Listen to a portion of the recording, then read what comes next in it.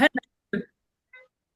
hər məktəbdə bu var, valideyn, məktəb birliyi, hətta məktəblərdə bir otaq ayrılmış, üç valideyn ona təhkim olunmuş.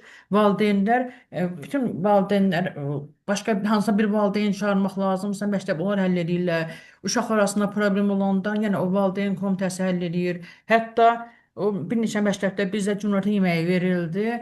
Dedim bu yemək dövlət maliyyələşdi. Dedilər, yox, burada valideyn komitəsi həm uşaqların, həm də müəllimlərin yeməyini maliyyələşdirirlər. Burada bizdə amma valideynlər müəllimlərə qarşı, bütün valideynlər deyə bilmərəm. Yəni bəzi valideynlər müəllimlərə qarşı aqressiya nümayiş etdirirlər. Bu da nə bilim yaxşı bir şey deyil, amma burada yəni müəllim hörmət verir. Həm valideyn tərəfindən, həm şagird tərəfindən, həm dövlət tərəfindən, həm də əməkdaşlıqda məsələn iş yoldaşları bir-birinə qarşı hörmətlə, izzətlə e, yanaşırlar. Valideyn iclaslarında, məsələn, bizdə bütün məktəblərdə deməzdim, bizim məktəbdə də yəni elə deyil. O vaxtdan da belə idi ki, bizdə valideyn iclasında valideyn deyir, vay mən gedəsiyəm bu gün valideyn iclasına mən övladıma görə mən danlaq cələsdir. Amma Türkiyədə belə bir şey yoxdur ki, iclaslarda uşaqların, yəni ümumi iclasda uşaqların səhvi valideynin üzrə deyilsin. Hər bir valideyn fərdi olaraq, yəni sinif rəhbəri tərəfindən qəbul olunur və şagirdin nöqsanları orada valideyn diqqətinə çatdırılır. Bizdə də məktəbimizdə yəni bu başlanılıqdır. Az-az biz də bunu eləyirik ki, yəni valideyn iclasında uşağın səhvi ümumi deyilməsin. Bir də bir şey diqqətimi daha çox cəlb elədi. Dərs və tənəffüslərin, dərslərin qısa, tənəffüslərin uzun müddətli olması, o baxımdan mən də bunu xoşuma gəldi. Necə xoşuma gəldi? Biz uşaqları salırıq sinif məktəbə, məktəbin qapısını bağlayırıq. Uşaqlar da tənəffüs müddəti 5 dəqiqə. Elə olur ki, bu tənəffüsdə müəllim gündəliyə qiymət qoyur və yaxud da nəsə ev tapşırığını izah eləyir. O 5 dəqiqə gedir və uşaqların təbii tələbatları həm də ki, uşaqların enerjisi olur. Maşallah, hamısı sağlam uşaqlardır. Qaçmağa, opaq düşməyə icazə verir, amma Türkiyədə belə deyil. Bax, 10-cu sinifə kimi, 9-a kimi daha doğrusu tənəffüslər 15 dəqiqədir. Dərslər 35 dəqiqə. Şəhərlə mən düz demirəm. Bəli. Dərs yuxarı siniflərdə, liseylərdə yəni 9-dan 12 arasında tənəffüs 10 dəqiqədir, dərslər 40 dəqiqədir. Yəni bir də onu deyim, təhsil pilləsində diqqətinizə çatdırım ki, 3 pillə var. 1, 2, 3, 4, 5, 6, 7, 8. Buna ortaokul deyirlər. İlkokul, ortaokul, bir də lise. Lisede 9, 10, 11, 12'dir. Yəni öz hər yəni pillənin özünün də məktəbləri ayrı-ayrıdır. Eyni məktəbdə deyil. Bunu da mən alqışlayıram. Çünki böyük uşaqlar, kişi uşaqları incidir, vururlar, neynirlər. Orada ayrı-ayrıdır. Yəni hər pillə ayrı-ayrıdır. Bir də bir şey diqqətinizə çatdırım ki, orada 5-ci, 8-ci sinif arasında biz əsas onu müşahidə etdik. Bütün fənlərdə ibtidai biliklər verilir. Yəni hər fənnə dərindən öyrədilmir. İbtidaisidir. Çünki deyir ki, uşaqlar 5 ilə 8 arasında elə uşaq var ki, məsəl üçün hansısa bir sənət dilini gedir. Bu həmin fənni dərindən bilməsə də olur, amma 8-ci sinifdə uşaqlar imtahan verirlər və imtahanın nəticəsinə görə liseyə qəbul olunur. Ya onda 9, 10, 11, 12-də hər bir fəni dərindən öyrədilir. Şəxsən mən 7-ci sinifə girmişdim. 7-ci sinifdə dedim hansı mövzu bərabər kəsirlər mövzusu idi 7-ci sinifdə. Amma halbuki biz o mövzunu 5-ci sinifdə öyrədirik. Yəni burada mən bunu üstün bilirəm. Bir orada üstün olmadığım şey xoşuma gəlməyən düzün deyim. Orada uşaqların gündəliyi yox idi. Gündəlik olmayanda valideyn axı nəzarət eləyə bilmir. Bəlkə orada başqa sistem, daha Yox, doğrusu var. Onlarda elektron jurnal elektron amma onlara gündəlik yazırlar və var. valideyn birbaşa görür. O dedi ki, Ha, mən onu deyəsəydim ki, yəni o platformada gör, amma gündəlik, yəni kağız formatda gündəlik yox, elektron formada var. Əlbəttə, elektron formada valideyn şagirdlərin göstəricilərini izləyir. Bir də müəllimlərin gündəlik, Şərq xəbər bilir, müəllimlərin gündəliklə formatı jurnalı yox idi, qeydiyyat dəftəri yox idi, müəllimlərin yox idi gündəliyi. E, Mən amma məsəl üçün müəllimlərin gündəlik olmamağını xoşuma gəlmir. Nəyə görə? Məsələn, biz dərsə girəndə əlimizdə nəsə bir qeydiyyat olur ki, bu gün hansı standart olacaq, təlim nəticəmiz nədir, dərs necə qurasıyıq, əlimizdə nəsə olur da, bir də ay, insan yadımızdan bilmirəm, çıxır. Nəsə mən bunu Gerçi xoşuma onlarda bir gəlmədi şey var müəllim. ki, elektron lövhədə dərslər Təhsil Nazirliyi tərəfindən birbaşa yüklənirdi. Biz Sizin siniflərdə elektron biz lövhə nə, var idi deyə. onu da deyək, Daha sənin ehtiyac yox idi da. Elə bil. olsa da yer aldı əlin mən insan müəllimlər, mən qaynatam şey 70 yaşında gəlin müəllim bilə 80 yaşında kimi tarix dərsi deyir. Həmişə oturub dərs oxumadan, yəni konspektləşmə dərsə girməzdi də. O vaxt gözüm açıb belə görmüşüm, müəllim ailəsində olmuşam. Daha o Yəni köhnə modellərdir. köhnə Yeni yeni model. modeldə olsa vallahi mənim müəllimlərin də bir dənə şey olsa yaxşı olar. Nəsə onu bəyənmədim. Bir də müəllimlər orada bütün məktəblərin hamı siniflərində elektron lövhə var idi. Qabağında ağ lövhənin kənara çəkildi, altdan elektron lövhə çıxırdı. Yəni istədiyin yerə girirsən, internetdə yəni tərcih olunmuşdu. Bu da mənim xoşuma gəldi. Sonra burada mən qeydlər aparmışam. Ha, bir də 12 ilə 3 arasında yemək vaxtıdır. Yemək vaxtı yenə də yeməyi bəzən məktəb direktoru özü eləyir. Bəzən də valideynlər özü, valideyn komitəsi bunu müəyyənləşdirir. Valideyn komitəsi pul yığır, müəllimlərin yeməyini, bir də uşaqların yeməyini təmin edirlər. Yəni bizdə belədir. Mən nəyə xoşlanıram bizdə? Yenə deyirəm, uşaqları məktəbə salırıq. Bütün məktəblər elədir. Çölə buraxmır. Uşaqlar qaçmırlar oyuna buna, qaç həyətdə oynamırlar. Orada məktəblərdə müəllimələr gördün bu diqqətini çatdırmış ki, cəng vurulan kimi hamı çöldə, məktəbin həyətində nəzarətçi qoyurdular. Əlbəttə növbətçi var idi. Uşaqlar qaçırlar, enerjisini sərf edirlər. Biz amma uşaqları qoymuruq ki, tənəffüsdə oraya qaçsın. Dərsdə bizə problem yaradırıq. Uşağın enerjisi yığılıb qalıb. Həm də tənəffüs, yenə deyirəm, tənəffüsün uzadılması orada uzundur tənəffüs. 10 dəqiqə, 15 dəqiqə, bizdə 5 dəqiqədir. 5 dəqiqə elə şəhər məktəblərində var ki, indi özünüz bilirsiniz, yəni şeydən uzaq olsa, uşaq hansısa bir tələbatını ödəmək üçün nə qədər məsafə qət etməli olur da 5 dəqiqəyə sığışmır. Uşaq cəhət dərsə gecikir, dərsi pozur. Yəni biraz bizdə 5 dəqiqə, 10 dəqiqə olsa yaxşı olar.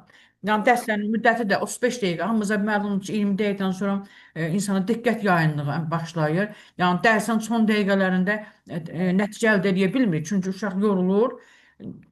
Nəticəsi, yəni diqqəti yayınır. Bunu da mən təqdim diqqətinizə.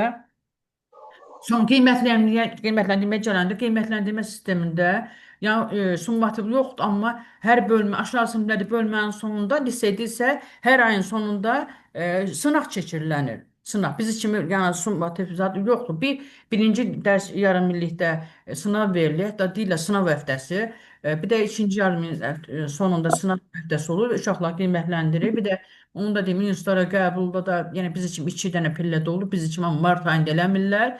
İyun ayında edirlər. İyun ayı heç şey, yəni şey imtahan iyun ayında olur. Gəlin mən demədiyim şeylər qaldı. Yox, tamam, sən bilirsən. Standartlar bizi kimi, yəni proqram da dərs proqramı dövlət standartlarına uyğundur. Orada standartlar var. Yəni bizi kimi demək olar bu. Bizdə olduğu kimidir. Bir də orada şey idarəetməyə nə deyim ki, orada idarəetmədə bizdə görür otaqlarda yazılır məmur otağı. Mən soruşdum məmur otağı bu nə üçün dedilər ki, məmur otağı direktora köməkçi kimidir. Direktorun yazısına, pozisiyasından, elektron işlərinə o məmur kömək eləyir. O da var idi. Bizdə yəni fərqli olan şeylərə deyirəm ki, o da var idi. Ə, Bizdə indi o da sertifikasiya yoxdur. Hər bir müəllim istəyir dərəcəsini artırmaq üçün bayaq dediyim kimi özlərinin işlənməlidir. Dəstəsinə əlavə məşğuliyyət olmalıdır ki, ona puanlar, yəni ballar gəlsin. Bir də dərəcəsini artırmaq istəyən müəllim əlavə imtahan verib baş müəllim ola bilir. Yəni Daha dərəcəsini imtahanı götürüblər. Bizə ilçə müdürlüyü demədi ki, imtahan götürülüb. Artıq illə tutaq ki, 5 ildən olur nə müəllim, tutaq ki, belə baş hə, müəllimə də hardasa 15 ildir, nə də 15 ildən də baş müəllim ola bilir, amma o puanlarda toplanmalıdır da, yəni ballarda xüsusi yəni layihələrdə iştirak eləməlidir filan. Baş müəllimin də maaşı hardasa 3500-4000 manatdır. İşə başlayan müəllim də 1500 manat maaşla başlayır.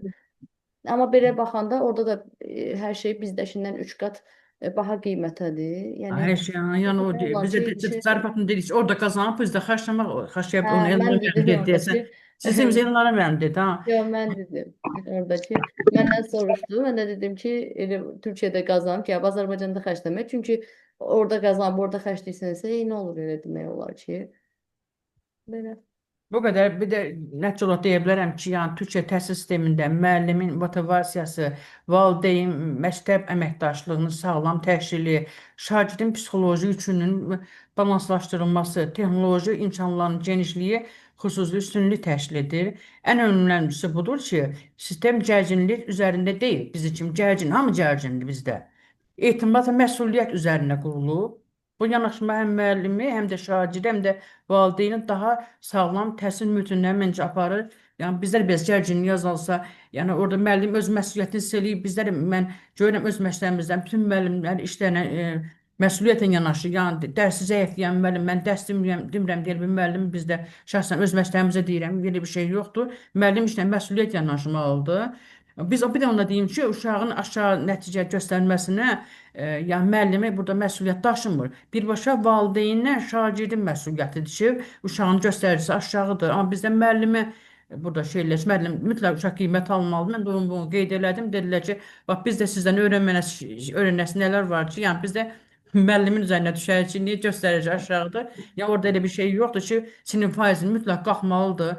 Yəni bu düzgün, məncə düzgün yanaşma deyil. Çünki sinifdə 30 nəfər şagird var və şagird az olsa, əlbəttə, yəni mümkün nəsə eləmək, amma şagird 30 nəfər şagirdlə 45 dəqiqədə yəni çatdırmaq olmur. Ona görə də yəni bu gərginlik mümkün deyil. Elə fənn marşrutunu bütün uşaqlar oxumur. Bütün uşaqlar bunu dərk eləmir. Yəni o qabiliyyəti çatmır ki, beynin gücü çatmır ki, rezə fənnini bütün uşaqlar oxusun.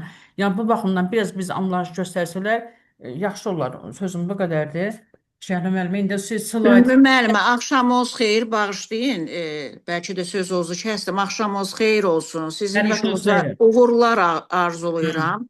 Bayaqdan qatılmışam, amma nəsə biraz problem yaşandı. Kamera da açılmırdı, səs də açılmırdı. Sonra telefonu dəyişəsi olduq.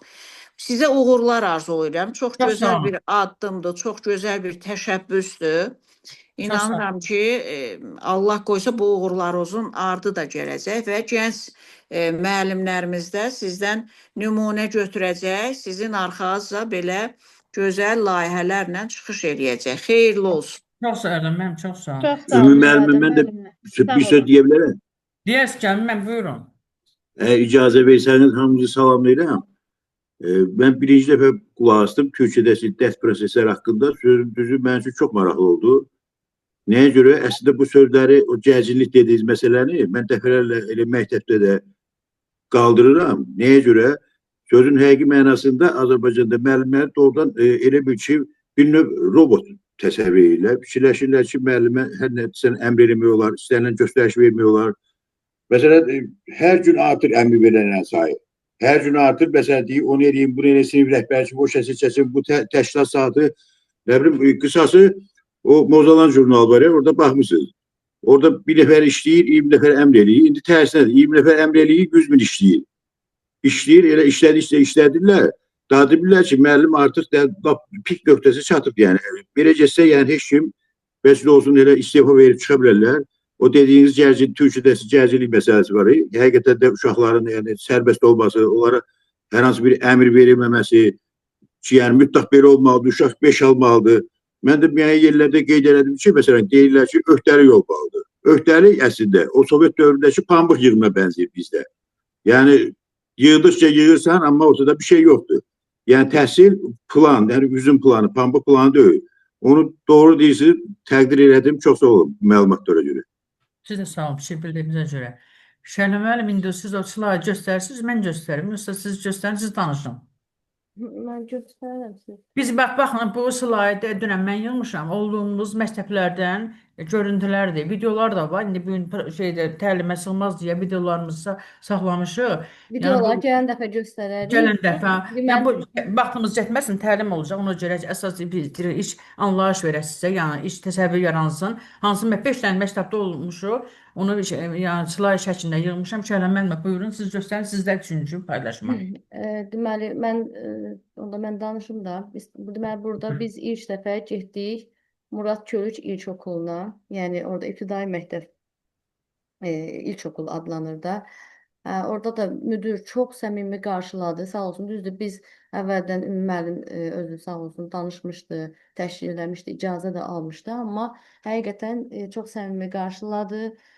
çay, kofe, hər şey. Yəni tez bizi apardılar öyrətmənlər otağına. O da çox qəşəng idi. Yəni öyrətmənlər otağı, yəni müəllimlər otağı deyək də, super. Bir tərəfdə gələn dəfə videoları göstərəcəm. Bir tərəfdə deməli kofe, çay, belə mətbəx kimi eləyiblər, amma tərtəmiz gül kimi. Bir tərəfində belə kreslo, divan, kitabxanası var balaca, belə yəni kitab rəfləri var. Oradan müəllimlər tənəffüslərdə və yaxud da boş dərslərində orada otururlar, kofe, çay içə-içə hansısa bir kitab oxuyurlar, roman oxuyurlar, ya nə bilim öz dərslərinə aid nəsə oxuyurlar, mütaliə eləyirlər. Və orada bir şey də deyim ki, yəni kişi müəllimlərin sayı qadın müəllimlərin sayı ilə demək olar ki, eyni idi və müəllim sayı azdır. Ona görə maaşları əslində yüksəkdir. Onlarda ən az dərs 15 saat. Yəni 15 saat elə bir stavka mütləq olmalıdır. Yoxsa ikinci iş yeri falan elə bir şey yoxdur. Yəni 15 saat bitmirsə, o 15 saat digər müəllimlərə bölürlər. Amma başqa bir yaxın ərazidə, yəni məsələn tutaq ki, Bakırköy ərazisində, kiçik bir ərazidə, başqa bir məktəbdə vakansiya varsa, müəllimi ora göndərirlər ki, 15 saat ən azı bitsin. 15 saata tutaq ki, 85 min TL, yəni 1500 manat maaşdır. Amma ondan əlavə də saatlar olarsa, onda müəllimin maaşına artıq o əlavə hesablanır. Sonra etüd var. Etüd bizdəki dərnək məşğələdir ki, hansı ki bizdə artıq ləğv olunub. Amma onlarda etüd var. Etüdə dayanırlarsa müəllimlər dövlət tərəfindən ödənilir onun da maaşı. Və mən orada soruşdum ki, sizdə nədir məşğələ belə hazırlığa uşaqlar nə vaxt gedir? Onlar da dedilər ki, yaxşı liseydə oxuyursa 1 il bəsdir tərsanəyə getmək, tərsanə deyirlər də kursa. Amma əgər belə də biraz orta bab, yəni yaxşı bal toplamırsa şagird 8-ci sinifdən, onda 9-cu sinifdə o yaxşı, çox da güclü bir liseyə düşmür də. Onda 2 il hazırlaşmalı olur. Yəni bizdəki kimi, anadan olan kimi aparıb uşağı kursa qoymurlar. Ki bu da uşağı yorur həqiqətən. Yəni uşağı da yorur, valideyn də yorur. Kurslarda ağır-ağır imtahanlar yoxdur. Güya onu bilməsə uşaq professor ola bilməyəsin, nə bilim, alim ola bilməyəsin. Elə bir şey yoxdur. Uşaqlar, biz o ilk okulda gördük ki, uşaqlar necə belə qayğı ilə, yəni belə müəllimlər çox qayğı ilə yanaşır. Sonra ingilis dili dərsini mən gələn dəfə göstərəcəm. İngilis dili dərsində müəllimlər qətiyyən türk sözündən heç istifadə etmir, yəni türkcə danışmır. Şəkilləri qoyurlar və elektron lövhələr çox qəşəngdir. Təhsil Naziri tərəfindən dərs oraya yüklənir. Orada deməli şəkillərə baxaraq uşaqlar özləri cümlələr qurur ingiliscə. Qura bilməyənlər, məsəl üçün müəllim göstərir əşyaları, əşyalar bir-bir. Şənəm müəllim, bir dərs sözünüzü kəsim Şənəm müəllim. Bu dərs yazılır, çünki mənə lazım olacaq hesabatda. Yazılır, bəli. Yazılır, hə. Bəli, orada deməli sözləri bir-bir. Məsələn, üçün tutaq ki, stəkanı göstərir, qələm qabını göstərir, qələmi göstərir, 37 deyir də. İndi mən o videoları bu gün yükləmədim ki, çox yer tutacaq. Gələn dəfə göstərəcəm videolarda inşallah. Yəni dərs necə başlayır, necə bitir, zəng nə vaxt vurulur, heç insanın ruhu incimir. Məsələn, bizdəki kimi ay lövhəyə standart yaz. Standart yerinə yetirdimi? Nə bilim, uşağı sən refleksiya etdinmi? Nə bilim, tutaq ki, metodistlər girir. Hal-hazırda metodistlər də bizə yanlış yön verir və yanlış elə bir qiymətləndirmə edir. Mən dərsində məqsədimə çatmışamsa, metodist əslində durub şey eləməli deyil. Yəni tənqid elə durmalı deyil, müəllimi sıxmalı deyil. Ki sən məsələn, ola bilər ki, qiymətləndirməni müəllim çatdırmadı. Onlarda qiyməti dərsdəcə vermirlər, bunu da deyim. Dərsdən sonra saat 3-ə qədər orada otururlar da, 3-ə qədərdir. 1-də qurtarır, dərs 3-ə qədər otururlar. 3-ə qədər orada otururlar, elektron jurnalda öz qiymətlərini, onlar da elə yazıb. Məsəl üçün, tutaq ki, ingilis dilindən nəysə filan dərsi, filan mövzunu yerinə yetirdi. Bax, belə bir dənə cümlə yazdılar da, kitab kimi orada hər uşaq üçün nəsə yazmırlar. Bir də qiymət yoxdur, ortaokulda da qiymət yoxdur belə dərslərdə. Yəni, başarılı, qeyri-kafi, nəsə belə 3 dənə cümlə deyirlər də, əla, bizdə tərcümə eləsək, çox yaxşı, orta babat, bir də zəif, belə tərcümə olunur. Belə söz yazırlar, vəssalam. Deməli, sınavları var. Yəni sınaqları var da deyək. O da müəllim dərsi izah eləyir, ortaokul, yəni orta məktəbində oturanda biz gördük ki, uşaqlara izah elədikcə dərsi. Bir də müəllimin deyir ki, indi metodistlər deyir ki, müəllimin izahı çox az olmalıdır, belə filan. Uşaq özü ancaq fəaliyyət eləməlidir filan. Elə bir şey yoxdur ki, onlarda. Yəni müəllim kifayət qədər izah da edir. Elektron lövhədə də göstərir, izah da edir. Hə dedi ki, keçən dərs məsələn biz təcrübələr aparmışıq, biz də təcrübələr aparırıq. İndi biz təcrübə aparan vaxt tutaq ki, metodist gəlib dərsə girmir. Təcrübəmiz olmayan gün metodist dərsə girirsə, başlayır bizi tənqid eləməyə. Bu da düzgün bir şey deyil. Müəllimi sıxmaqdır. Yəni belə. Amma onlarda elə deyil. Onlarda deməli müəllim kifayət qədər izah eləyir və ümumi müəllimin də dediyi kimi 30 nəfər, 40 nəfər sinifdə şagird var, düzdür. Çox disiplinlidir uşaqlar, sakitcə qulaq asırlar. Mən məsələn çevrilib arxadakı uşaqlardan soruşurdum ki, siz niyə cavab vermirsiniz? Dedi, hocam hatırlamıyorum. Yəni keçən dərs keçiblər, ondan heç nə yadında qalmayıb uşağın.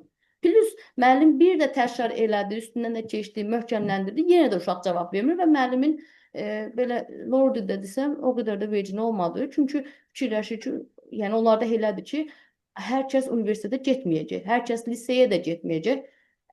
Deməli, orada məslək lisələrdə bizdə peşə məktəbləri var. Peşəyə gedəcək, məslək lisəsinə gedəcək. Tutaq ki, az puan toplasa, az xal toplasa, ya da orta okul məzunu olacaq. Orada yəqin ki, kifayət qədər iş də var. Hamı, yəni elm öyrənməlidir, davam eləməlidir, universitet oxumalıdır deyə belə üstünə düşmürlər o qədər də.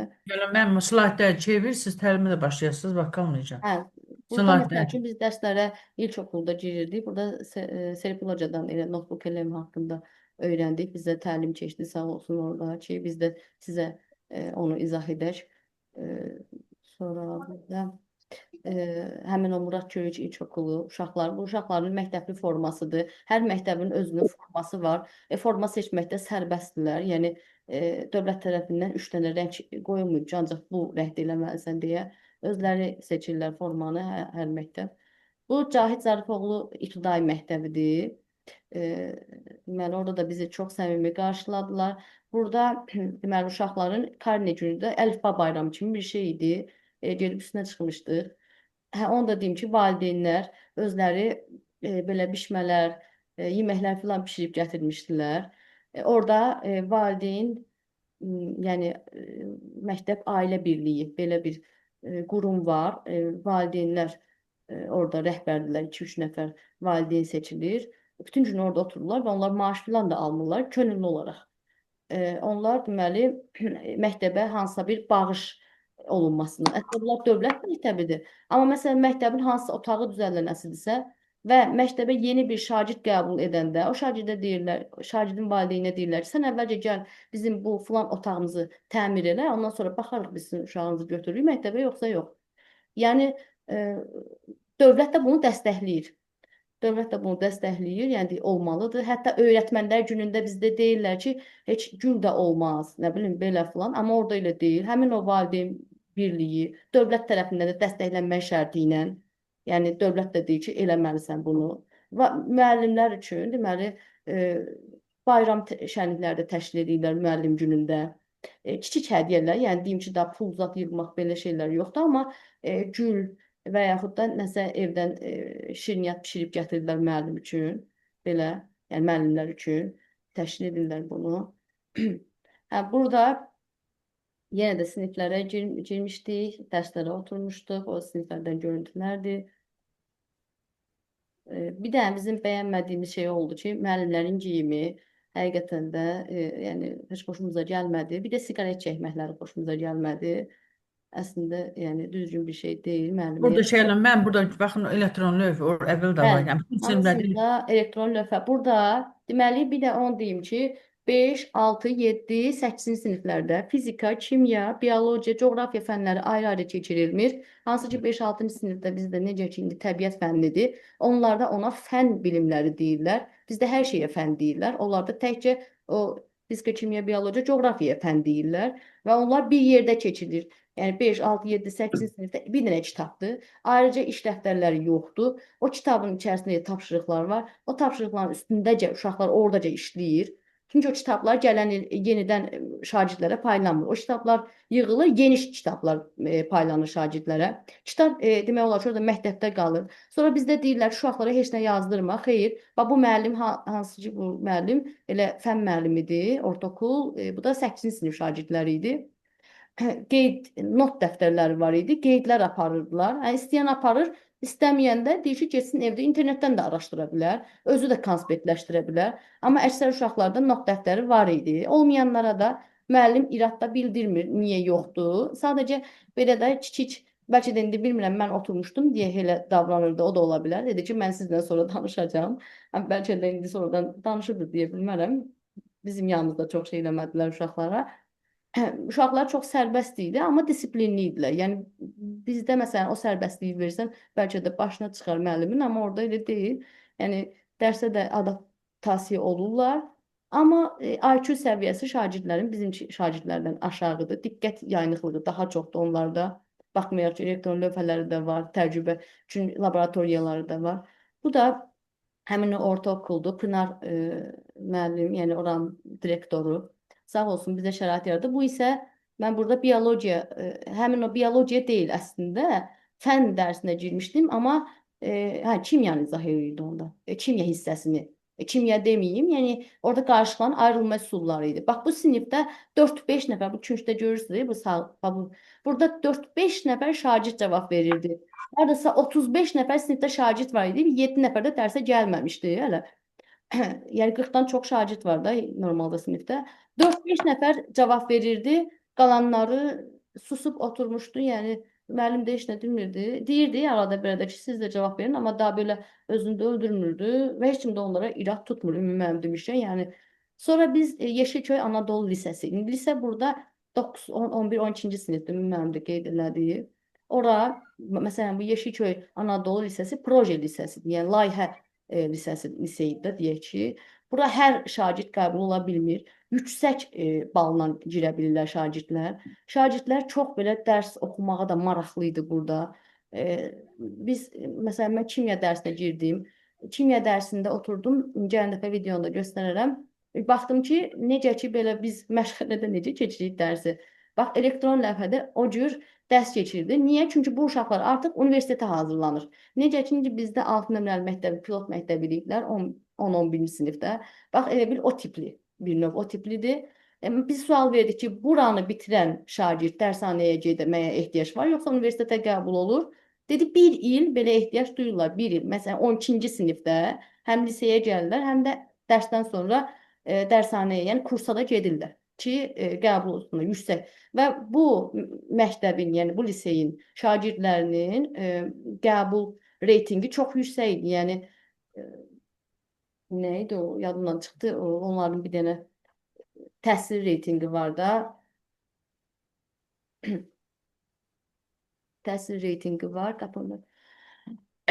Orada ilk 100-liyə, ilk 50-liyə girən şagirdləri var idi. Şəkillərini də asmışdılar lövhəni. Kitabxanaları çox superdi. Həm qapalı. Gəlmişkən Şəlim müəllim, bu kitabxanaçı indi qoşulmalıdır. Qoşullar. Kitabxanada necə tədbirini keçirirlər? Hamısını demişdi ki, mən orada kitabxana, yəni kitabxanaçının içində bu təlimdə yer var ki, bu öyrətmən, bu kitabxanaçı dedi ki, mən qoşulub öz iş metodumu deyəsiyəm. İndi birazdan mən prosta məlumat verirəm ki, yəni burada qapalı və açıq kitabxana var idi. Açıq kitabxanada hətta orada kofe filan da uşaqlar içə-içə belə oxuya bilirlər. Qapalıda tam səssizdir belə. Açıq kitabxanada hətta tenis masası var idi. Uşaqlar yox. Qoşulub kitabxanaçı qoşulub Şəlim müəllimə. Siz bitirin o qoşulsun, o anlasın. Qutarım yaş. Ha. Sonra burada deməli. Burada da uşaq. Burada isə robotlaşdırma, yəni robotexnika otağıdır. Onlar da Amerikanın müəyyən, yəni uşaqların hazırladığı bu layihələrlə Amerikanın müəyyən bir yarışlarında filan iştirak edib yer tutublar. Burada müəllim bizə izah elədi. Əslində adi bir şey göstərdi, dedi, amma bu şagirdləri nə qədər inkişaf etdirir. Yəni düşünürəm ki, belə bir şərait Azərbaycanda bizim məktəblərdə olsa, bizim şagirdlərimiz nələr eləyər? Yəni onların şagirdlərinin o qədər də IQ səviyyəsi o qədər yüksək görmürük. Azərbaycanlı uşaq var onu demədinizsə qırmızı koftalı Azərbaycan bizə yaxınlaşır ki, mən Azərbaycanlıyam, Hə, bu Ağdamlıyam. Azərbaycanlıdır, düzdür. Ağdam, dedim mən Ağdamlıyam. Bu uşaq. Ona görə biz də ondan şəkil çəkdirmişik. Bu da orijinal akademi Coşqun bəyin kursudur. Baxın, kursda belə elektron lövhə var və dərslər də hazır şəkildədir. Müəllim girir, orada dərsləri oradan izah edir və kursun özünün kitabları var. Bizdə də bəzi kursların kitabları var, düzdür. Şagirdlər orada hazırlaşır. Təxminən nə qədər dedi? Hardasa ili 4000-4500 manat bizim pula çevirəndə bir ili 4500 manat həmin o kursun illiyi elə idi. Yəni və oradan da yüksək balla qəbul olurlar şagirdlər universitetlərə. Balaca kursuydu, amma yaxşı idi yəni. Bu da eğitim Bu şeyi. isə Hüseyn Cavid adına məktəbdə görüşmüşdük. Şəliməm əvvəlcin demədiniz, eğitim müdürlüyü var idi, onu əvvəlcin bu. Burada Adəm bəy bizi Bakırköy Milli Eğitim Müdürlüyü də elə bil ki, bizdə Zamik müəllimin yerində oturan adamdır orada. Çox səmimi qarşıladı. Hətta vaxtı da yox idi. Bizə vaxt ayırdı. 1 saat kimi biz orada olduq. Yəni söhbət elədi. Bizdən də soruşdu Azərbaycanda necədir. Özləri də orada danışdılar. Bütün həmin o qəbul qaydalarıdır, qiymətləndirmədir, standartlar hamısından orada danışdılar. Bizə məlumat verdilər. Onu da çəkmişəm. Əslində videosu var. Gələn dəfə videolarda göstərərik. Və burada şəkil çəkdirdilər. Bizi yola da saldılar.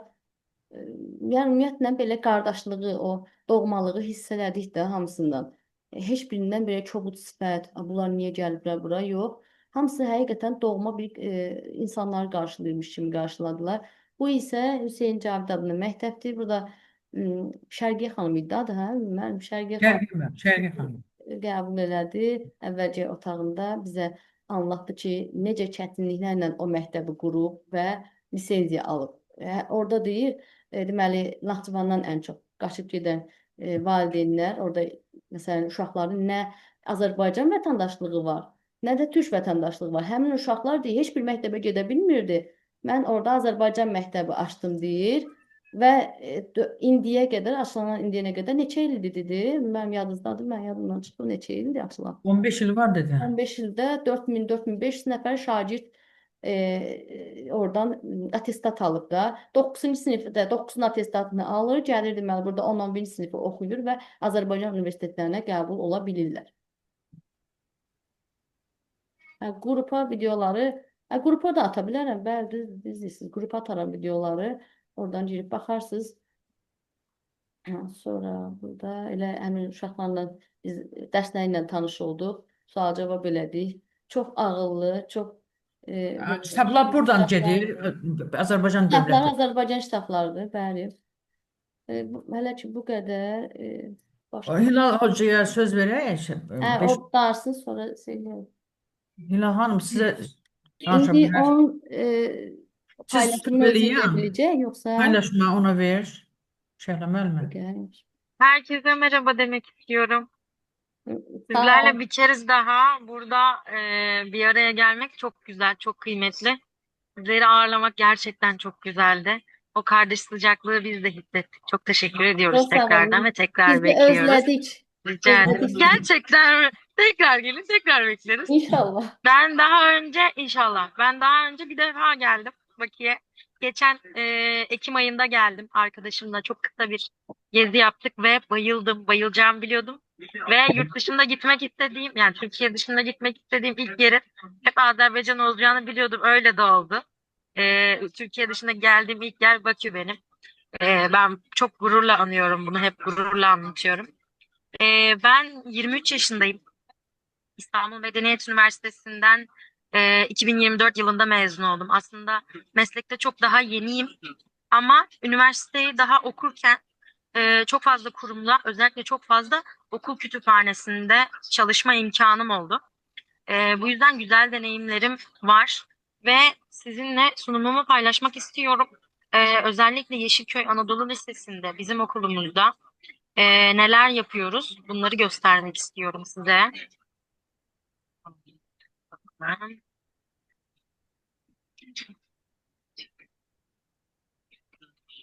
Ya.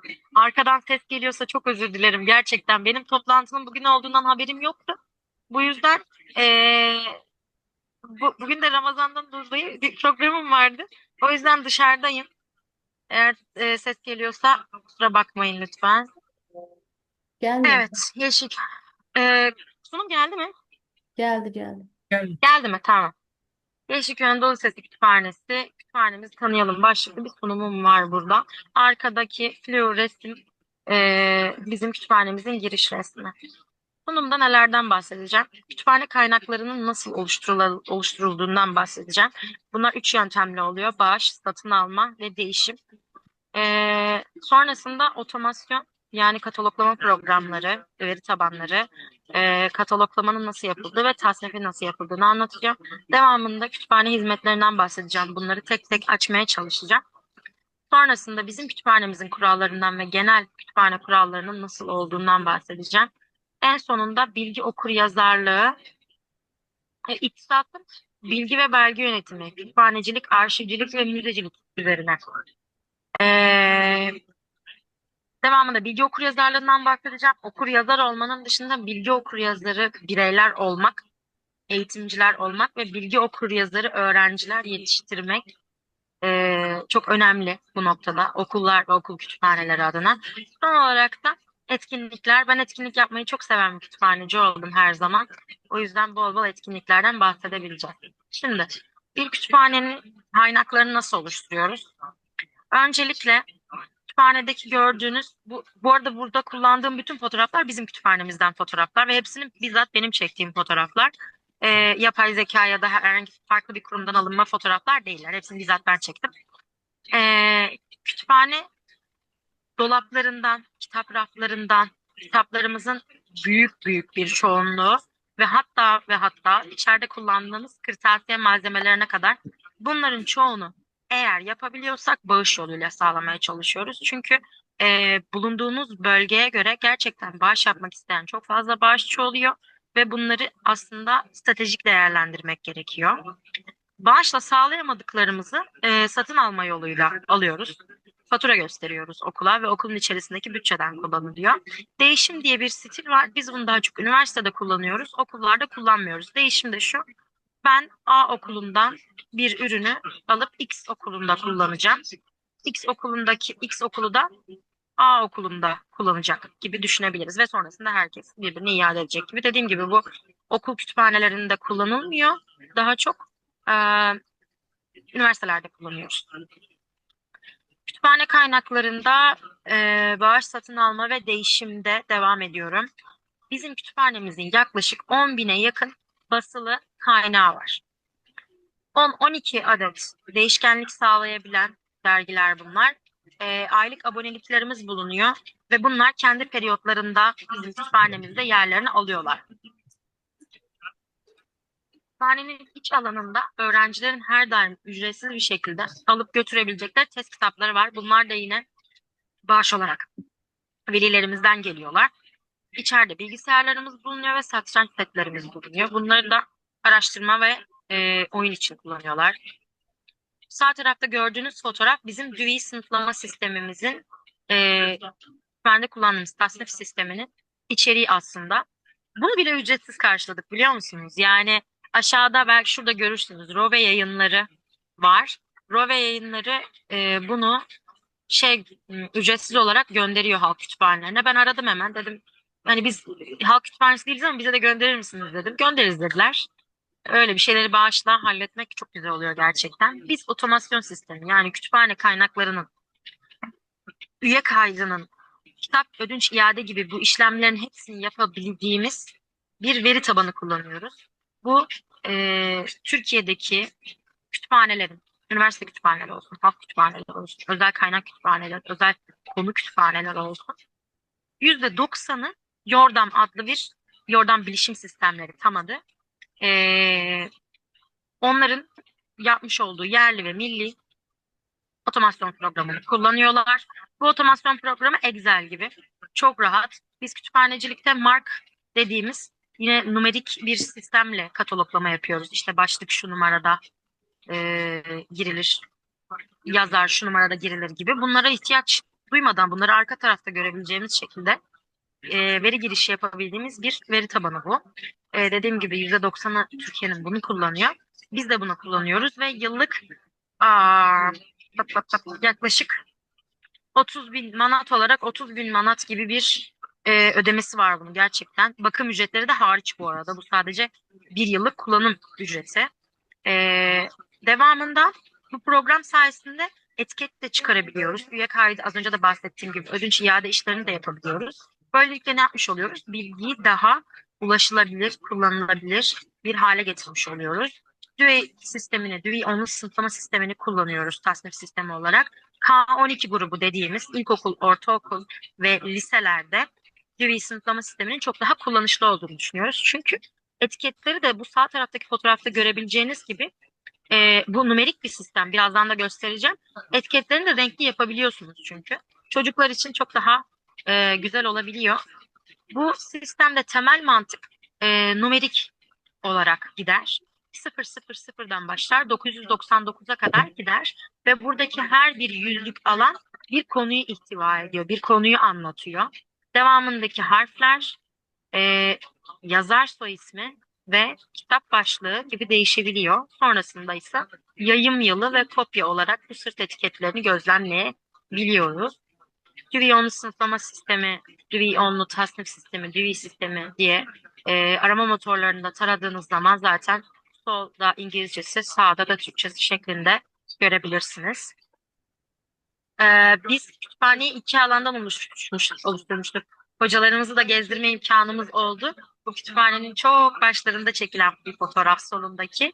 O yüzden kaynaklar çok daha az gözüküyor ama şu an çok daha fazla tabii. İçerideki alanda, kapalı alanda daha çok bilimsel eserlerimiz var. Sıfırdan 900'lere kadar ama 800'ler hariç. Edebi eserlerin tamamını sağ tarafta gördüğünüz dış alandaki kitap kafe kütüphane dediğimiz alanda diyoruz. Orası çok daha sosyal olduğu için edebi eserlerin tamamını oraya aldık. Totalde aslında bizim 3 bilgisayarımız var. Sadece kütüphane içerisinde kullanabildiğimiz bilişim laboratuvarımız da var aslında. Bir tanesi şu an tamirdeydi o fotoğrafı çektiğim zaman. Buranın internet ağı farklı. Yani okulun dışından bir internet ağı kullanıyoruz. Çok daha hızlı ve erişim sınırı olmayan benim kontrolümde kullanıyorum tabii bilgisayarlar şifreli. Sadece araştırma yapabilmeleri adına kullanıyoruz. Çocukları bazen oyun oynamak istiyorlar falan ben izin vermiyorum. Verilmemesi gerekiyor. Peki kütüphane hizmetleri neler yapıyoruz? Bu kaynakları aldık, derledik, topladık.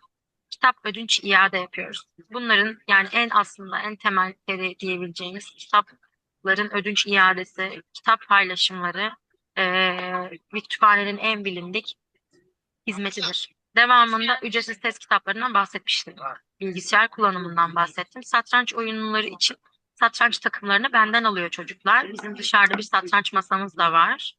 Bunun için bilgi erişim ve referans hizmeti dediğimiz şey tam ortadaki maddemiz. Bu aslında bizim okulun logolardan da anlamışsınızdır. IB eğitimine başladık biz. International Baccalaureate programına başladık. International Baccalaureate'de lise grubuna DP, Diploma Program veriliyor genel olarak. Aslında MYP'de, Middle Years program da verilebiliyor ama biz sadece DP'yi tercih ettik lise grubu olarak ve 10. ve 11. sınıflara 9'dan 12'ye kadar bizde lise biliyorsunuz 4 yıl. 10 ve 11. sınıflarda diploma program uyguluyoruz. Onları Milli Eğitim Sisteminden alıp IB sistemine veriyoruz. Ve onların burada en çok ihtiyaç duydukları konu referans hizmetimiz. Yani bir kaynağa en hızlı şekilde, doğru bir kaynağa en hızlı şekilde ulaşabilmeleri gerekiyor.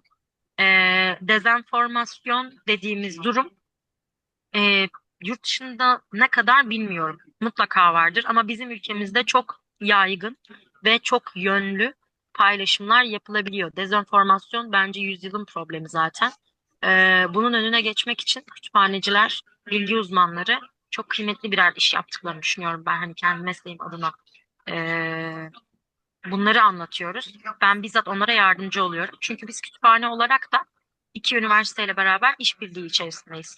İstanbul Technical University, İstanbul Teknik Üniversitesi ve İstanbul Aydın Üniversitesi ile beraber onların elektronik kaynaklarını kullanıyoruz. Çünkü onların abone olduğu veri tabanı paketleri var. Bu paketler yıllık olarak milyonlarca lira, Türk lirası ödeme yapılıyor bunlara. Evet bütçeleri var ama bir lisenin, herhangi bir lisenin bu kadar bütçesi olması beklenemez. Bu yüzden her zaman işbirliklerine açık olmak gerektiğini düşünüyoruz. Ee, Devamında intihal anlatıyorum. İntihali daha önce duymuşsunuz, mutlaka duydunuz. İntihal veri hırsızlığı, yani en halk arasında kullanacağımız terim olarak. Bunları anlatıyoruz çünkü intihal bakalorya sisteminde çok dikkat edilen bir konu. İntihal anlatıyorum ben. Bunun da eğitimi bizlere veriliyor. Kaynakça yazımlarını anlatıyorum. Çünkü yine kaynakçalarının da belirli bir sisteme, bir düzene göre yazmaları gerekiyor. Kütüphane etkinlikleri, gezileri, ödüllerinden de şimdi bahsedeceğim. Onları birazdan bahsedeceğim yani. Burada kütüphane kuralları var. Kütüphane kuralları her zaman olmak zorunda. Bizde IB olduğu için ve hazırlık olduğu için biz genelde İngilizce çalışıyoruz. Bu yüzden kütüphane kurallarını da İngilizce yazdık. Aslında bu benim çok tasvip etmediğim bir konu. Türkçe İngilizce yazılması gerektiğini düşünüyordum ben. Bilgi okuryazarlığı konusunda ne yapıyoruz? Şimdi bilgi okuryazarlığının normal okuryazarlıktaki okuryazarlıktan farkını biliyorsunuz. Bilgi okuryazarı bireyler okudukları şeyi anlama, tartma, ölçme, doğruluğunu teyit etme gibi çeşitli filtrelerden geçirmek zorundalar duydukları bilgi. Yani her bilgiye inanmama, bilginin doğruluğunu tespit etme gibi bilgi okuryazarlığının çeşitli şartları var. Ve biz öğrenciye sadece bir lise ve sadece bir lise kütüphanesi olarak doğru bilgiyi yanlıştan ayırt etme özelliklerini onlara yüklemek zorundayız. Etkinlikler, evet, en sevdiğim. Ben geldiğimden beri geçen Haziran'da başlamıştım zaten Yeşilköy Anadolu Lisesi'ne. Birçok etkinlik yaptık. Bu etkinliklerden birkaçından bahsedeceğim ve genel olarak yapılabilecek birkaç etkinlikten daha bahsedeceğim. Soldaki bizim 17 Aralık Ulusal Okul Kütüphanecilik Günümüz. İlk defa 2025 yılında kutlanmaya başlandı. Geçtiğimiz aylarda kutlanmaya başlandı. Bunun için bir sınıfla birlikte Blackout Poem, karartma tekniğiyle öykü kuramı adında bir etkinlik yaptık. Bu etkinlik ne? Bu etkinlik herhangi bir yazılı bir kağıdın, bu bir test kitabı olabilir, bir takvim olabilir, bir romanın bir bölümü olabilir. Bir sayfanın içerisinde belirli kelimeleri yuvarlak içine alıyorsunuz. Yukarıdan aşağı anlamlı bir cümle ortaya çıkıyor ve geri kalanını da boyuyorsunuz. İsterseniz bu etkinliği ayrıca bir Word dosyası halinde, bir portföy haline getirip sizlerle paylaşabilirim. Bu benim daha önce okuryazarlıkla ilgili katıldığım bir sempozyumda yetişkinler için yapılmış bir etkinlikti bu arada. Biz burada çocuklara uyarladık ve gerçekten çok şaşırtıcı örneklere şahit olduk. Çok eğlenceliydi. İşin içerisinde boyama olduğu için çok çocukların dikkatini çekebiliyor. Sağ taraftaki Rami Kütüphanesi gezisi. Rami Kütüphanesi bizim Türkiye'deki nasıl desem bir hacim olarak, yani fiziki büyüklük olarak en büyük ikinci kütüphanemiz. İlki zaten Ankara'da bulunan Cumhurbaşkanlığı Millet Kütüphanesi. İkisi de halk kütüphanesidir. Biri Ankara'da, ikincisi ve Türkiye'nin en büyük ikincisi İstanbul'da. Buraya bir gezi düzenledik. Burası zaten tarihi olarak da çok büyük bir önemi var. Yine bir belediye mülkü olduğu için içeride aynı zamanda yiyecek, içecek ücretsiz dağıtım da oluyor. Çocuklarla beraber tam gün bir gezisini sağladık. Rehber sağlıyorlar zaten. Müze kısmı da var. Bir gezi sağladık. Ondan sonra çayımızı kahvemizi aldık. Yemeğimizi yedik ve okulumuza döndük. Bu tarz bir geziydi. Devamında bizim bir sosyal sorumluluk projemiz oldu. İki okula, biri ortaokul, biri ilkokul olmak üzere kitap bağışında bulunduk. Kitap bağışını kendi öğrencilerimizden topladık. Bu kısım çok kıymetliydi. Sonrasında güzelce onları koliledik, kayıtladık ve Okullara gittik, teslim ettik. Sadece kitap mı teslim ettik? Hayır. Ortaokula gittik önce. Ortaokulda emojilerle kitap bulma yarışması yaptık. Diğer sayfaya belirli emojileri koyduk ve o emojiler mesela ne olabilir? Araba sevdası. Araba sevdası için araba emojisi ve bir kalp emojisi. Onlar direkt araba sevdası olduğunu anlarlar o kitabı. Kitap başlığını tahmin etme. Sonrasında da birinci olan bir sınıfla beraber yaptık yine bunu. Birinciye de bir kitap hediye ettik. Bir, güzelce zaten şu en yukarıdaki sol taraftaki onu görüyorsunuz. Burada şeyi nerede görebilirim? En sağda ortadaki fotoğrafta da emojileri gösterdiklerini görüyorsunuz. Gerçekten çok eğlenceli oluyor. En son cevapları topluyoruz, inceliyoruz ve birinciye de ödül vermiş olduk. Yine bir kitap hediye ettik. Onun dışında ne gibi etkinlikler yapılabilir? Şu anda biz her yıl e, Mart ayının son haftası ya da Nisan ayının ilk haftası olarak bu yıl kaçıncısı olacak? 60 ya 59'uncusu ya 60'ıncısı tam hatırlamıyorum. Kütüphane haftasını kutlayacağız. Bu yıl 2 ile 6 Nisan arasında kutlayacağız. Evet. Hem bakanlığımız hem derneğimiz beraber kutluyoruz. Bu hafta en coşkuyla kutlanan haftamız. En çok etkinlik yapılan haftamız. Genelde yetişkinler bu günleri panel yaparak geçiriyorlar. Hani kütüphane nereye evriliyor, kitap nereye evriliyor. Ondan sonra dünya bu nereye gidiyor konuda daha çok panelle ilerliyoruz. Onun dışında çocuklarla emojilerle ilgili etkinlikler yapılabiliyor. Başka neler yapılabilir? Yani kütüphane içerisinde biz şey yapıyoruz. Bir kitap soru cevap gibi bir etkinlik yapıyoruz aslında. Elimizde ilk sorular oluyor. Hazine avı. Hatırladım tam adını. Hazine avı. Bir bilgi soruları oluyor tamamen. Bir bilgi sorusunu okuyor. O bilgi sorusundaki cevap onu bir kitaba yönlendiriyor. Devamında o kitapla beraber yine içinden bir soru çıkıyor ve diğer kitaba gidiyor. Böyle birkaç tane aşamadan sonra en son artık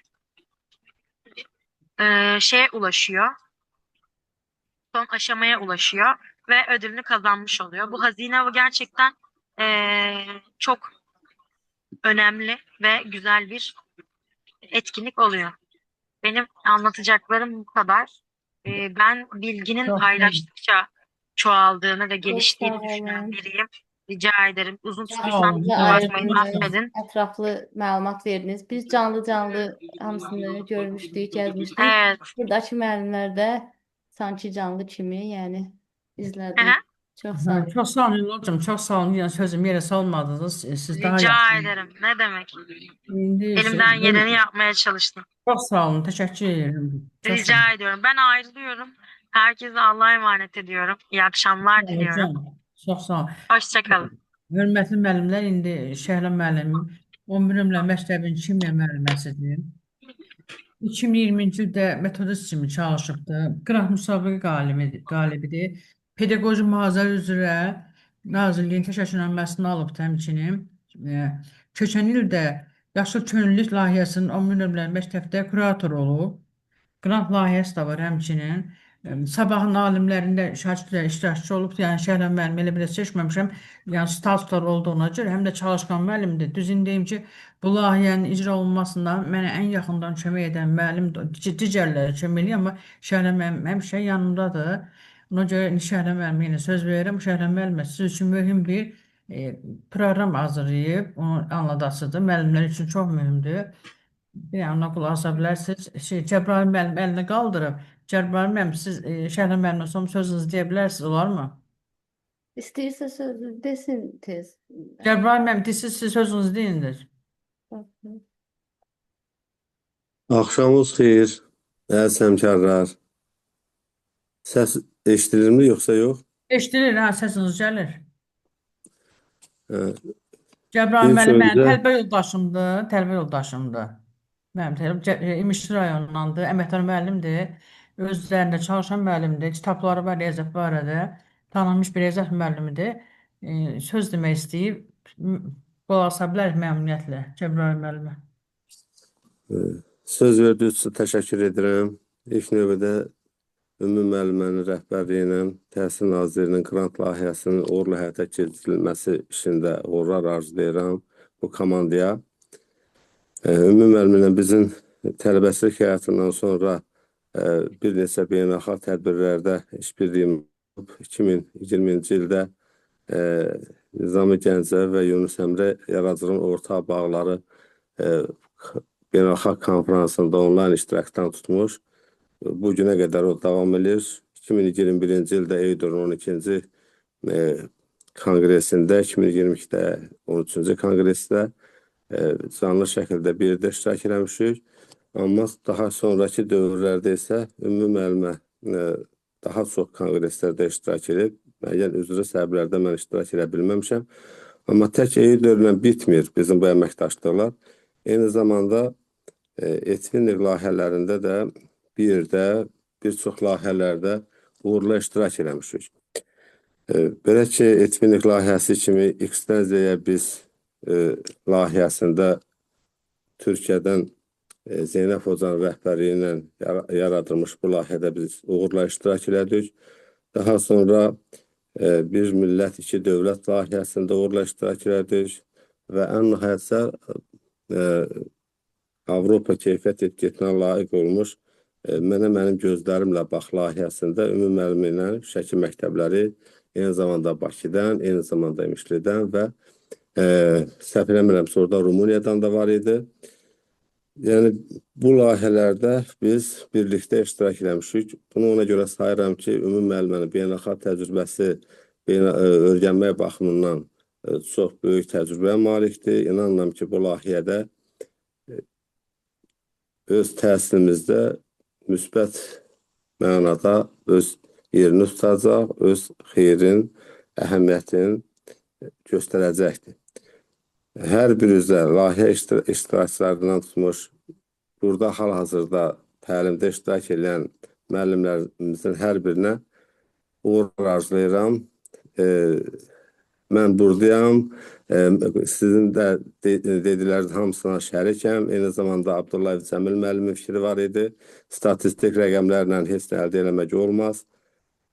Şəhlə Rəsulovanın bircə o hansı ki layihə iştirakçısı kimi orada iştirak edib çox gözəl təhlillə, ardıcıllıqla yanaşması dinlədim. Və eyni zamanda mən Hilal Gezer Hocanın da çıxışına qulaq astım. Bu kitabxana ilə əlaqədar ümumiyyətlə kitab oxumaq məsələsi Azərbaycanda bir balaca çətinləşib. Yəni bizim kitabxanalarda bəli, indi kitab oxumaq məsələsi mən yəqin ki Hilal Hocam burada deyil, indi yəqin ki sağollaşdı getdi. Orayla müqayisə edəcəkdim ki, orada bir sual verəcəkdim ki, orada nətərdir? Yəni bu kitab oxumaq məsələsi nətərdir? Bədi ədəbiyyat və yaxud da digər ədəbiyyat kitabxana ilə şagird əlaqəsi. Hər birinizə uğurlar arzulayıram, dinləyirəm, davam ediyorum. Sağ olun, uğurlar olsun. Sağ olun. Çox Sağ olun, Cəbrayıl müəllim, sağ olun. Sağ olun. İndi isə mən istəyirəm ki, bax belə bir slayd sizə göstərim. Əvvəllər biz bu slaydları yığmaq üçün deməli PowerPoint proqramından istifadə edirdik. PowerPoint proqramında bir-bir şəkilləri yığırdıq, sonra orada sözləri özümüz yazırdıq, mətnləri bir-bir dənə-dənə yazıb Word-də, sonra kopiravat edirdik bu tərəfə. Yəni çox çətin olurdu da. İndi isə baxın bura.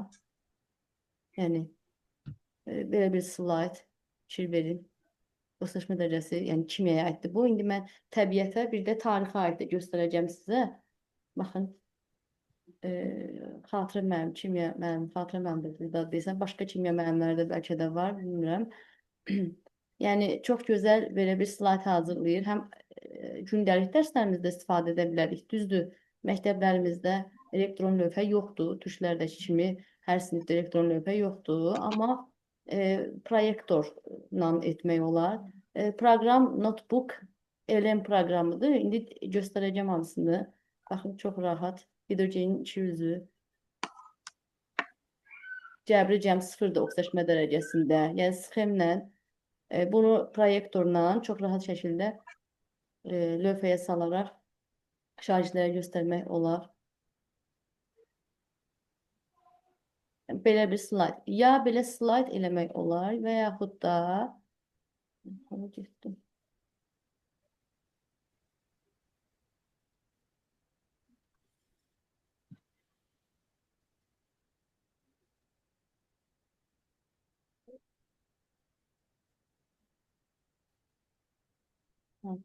ya slayd eləmək olar, ya da indi baxım görüm, bax belə oksidaşma dərəcəsini bir də video dərs də etmək olar.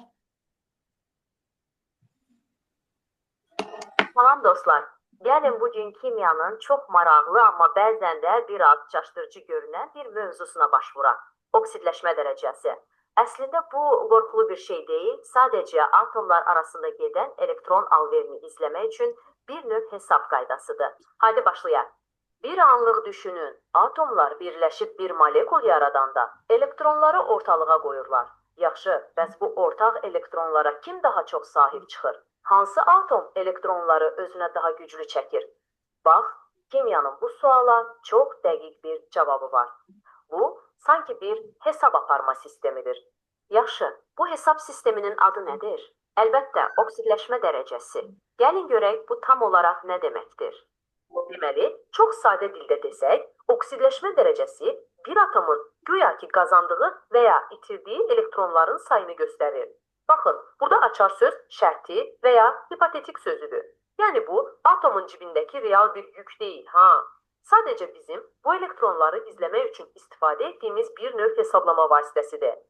Hə, bayaq dediyim elektron alveri var idi. Baxın, bu tam olaraq ona bənzəyir. Atomlar arasında elektronlar uğrunda gedən bir kəndir datma oyunu kimi bir şeydir. Baxın, Hər iki tərəf ipi, yəni elektron yəni burada həm səlis Azərbaycanca danışır. Əvvəllər yəni 2 ay bundan qabaq, heç 2 ay bundan qabağa qədər ingilis dili falan var idi. Yəni Azərbaycan dili, türkcə yox idi.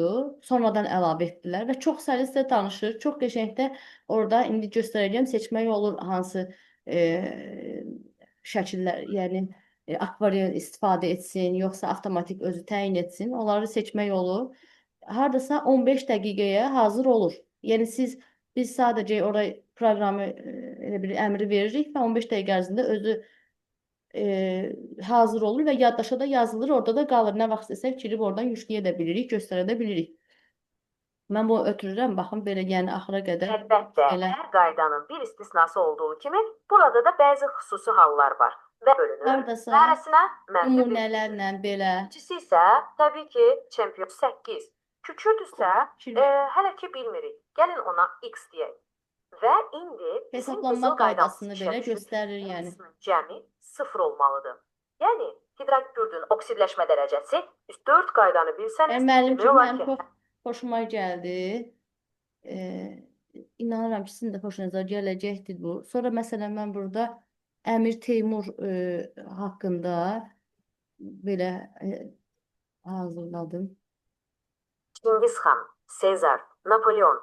Yəqin ki, bu adları hamınız eşitmisiniz, elə deyil? Amma bir də tarixin dərinliklərində gizlənən bir ad var. Bəziləri ondan o qədər qorxurdu ki, adını belə çəkməyə cəsarət etmiş lap əvvələ, hər şeyin başladığı yerə. O, qızıl beşiyə, saraylara doğulmuş bir şahzadə deyildi. Yox, sadəcə Orta Asiyanın amansız çöllərində böyüyən, ürəyində böyük arzular olan bir gənc idi. Amma oxlardan Onu biri 2 düz ayağına 2 saatlıq deməli YouTube-da video var. Teymur Lənc haqqında. O videonu mən yerləşdirdim linkini və oradan cəmi neçə dəqiqəlikdir bu? Hardasa 5-6 dəqiqə olur da. 5-6 dəqiqəlik belə bir video dərs hazırladı sanki video. Yəni onun qısa icmalını, video icmalını hazırladı. qaldırdılar. Bu, onların həyatlarının səhvi idi. Timurun cavabı sadəcə şəhər yolda isə ordusu 100 kimi idi.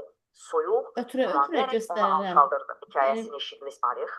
Cavab biraz qarışıqdır. Bax, Timurun ən böyük ziddiyyəti məhz budur. O bir tərəfdən Bağdad kimi minillik şəhərləri yerlə yeksan edən bir canavar idi. Digər tərəfdən isə fəth etdiyi hər yerdən ən yaxşı alimləri, memarları, sənətkarları paytaxtı Səmərqəndə toplayıb oranı bir cənnətə çevirən bir qurucu. Yəni müəllim kimi Dəqiq izah sözlərdir. eləyir. Timurun sümüklərinin təcili olaraq yenidən bütün dil, amma eyni zamanda mədəniyyət. İndi gəlin bunu başdan göstərim ki, yəni hardan girmək lazımdır.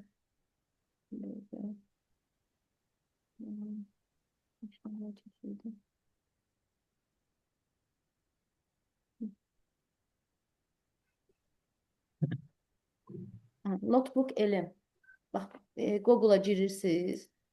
Google-da deməli, Google-a girəndən sonra Google-da Notebook elm yazırsınız və gəlir bu Notebook elm proqramı açılır. Və burada sizin əgər e-mailiniz varsa, elə hazır e-maildən girə bilirsiniz. Gündəlik limit var. Video dərsə də 3 dənə eləyə bilirsiniz bir gün ərzində. Slayd dəstində 3 dənə eləyə bilirsiniz. Test hazırlamaq istəsəniz, testdən də 3 dənə eləyə bilirsiniz. Arasından 3 dənədir gündəlik limit. Amma məncə bu da kifayət edər. Elə gündə bir dənə eləyərik də etsək. Məsələn, buradan giririk, yeni oluşdur. Ora giririk və burada istəsək YouTube-dan tapa bilərik. Məsələn, YouTube-dan YouTube sitələri burada. Sonra burada qıraqda biz YouTube-u açırıq. Oradan tutaq ki, bayaq nəyə göstərim? Təbiətə aid. Məsələn, belə ya da elə Teymur Lənç yazım. Yəni mən belə axtardım. Teymur Lənç kim olur? Onun haqqında. Baxın burada. Amma YouTube-a girmədim. YouTube'a gireyim.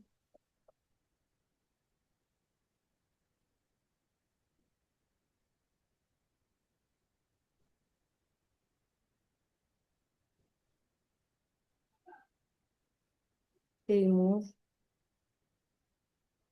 Lənç. Burada baxıram deməli videolara. Baxın 11 dəqiqəlik də var, 2 dəqiqəlik də var. Videolar.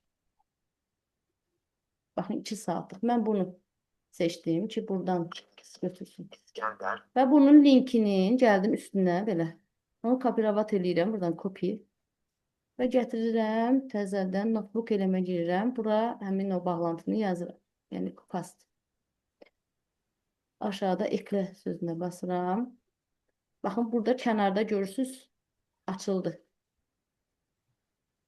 Və burada qısa bir məlumat gəldi. Həmin o 2 saatlıq videonun məlumatını bura gətirdi. Baxın, qısaca.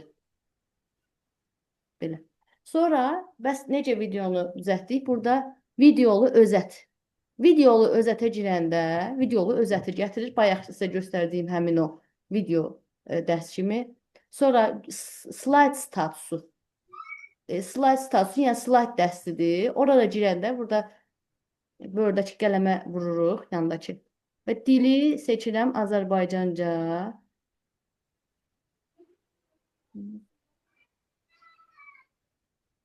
Azərbaycanca seçdik. Bir də burada məsəl üçün varsayılan, bir də var qısa. Daha qısa da eləyə bilərsiniz varsayılanda. Sonra burada deyir ki, oluşturmaq istədiyiniz sayı statusu açıqlayın. Burada özünüz stilini, nə bilim, əsas hansı nöqtələrini vurğulasın, hansı, məsələn, müharibələrindən danışsın, yoxsa quruculuq işlərindən, dağıdıcılıq işlərindən, nədən danışsın, hansı müharibələri aparıb, onlardan danışsın. Yəni, burada qısaca şərh yazanda daha qəşəng bir video hazırlayır. Və sonra burada ürət. İndi bunu Azərbaycanca etmək olur. Burada ayarlardan dil çıxdı dili. Bunu buradan Azərbaycan dilinə keçirsən, elə Azərbaycanca gəlir hamısı. İndi burada görməliydi, yenə də olmadı.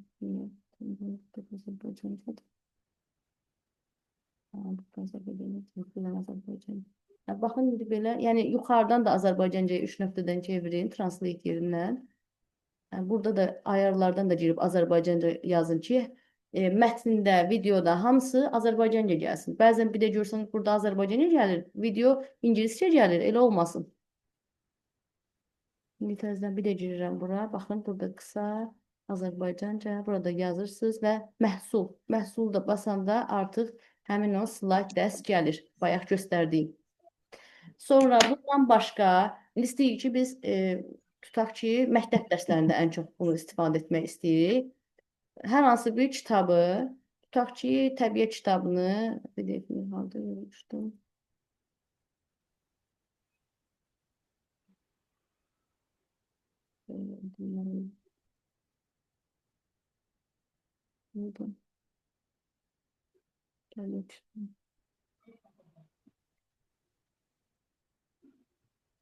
Məsələn, 5-ci sinifin təbiət kitabını yükləmişəm və onu istəyirəm ki, gətirim, qoyum. Həmin yerə kopiravat eləyirəm. Sonra gəlirəm bura. Mənbə əlavə edin. Bu da webdir.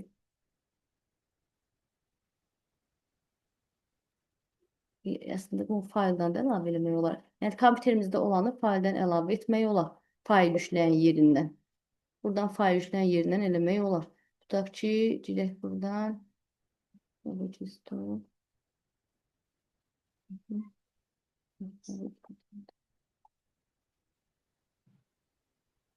sinif təbiət bunu yükləmişəm. Buradan akrit basanda. Baxın, gəldi, bura düşdü. Təbiət 5-ci sinif. Bu biraz gec yüklənir. Yəni səbirlə gözləyəsiz də belə olanda. Biraz gec yüklənir. Amma məsələn bura linkini qoyanda təbiət kitabının, onda tam elə bil içini araşdıra bilmir linkini qoyanda. Bir iki dəfə mən onu yoxladım, olmadı. Yəni belə yükləyəndə daha yaxşı gəlir. Sonra bunu yükləyəndən sonra bu açılır burada. Bu lazım deyil artıq, teymir. Açılandan sonra gəlirik biz burada. Açılmasa yazmaq olmayacaq.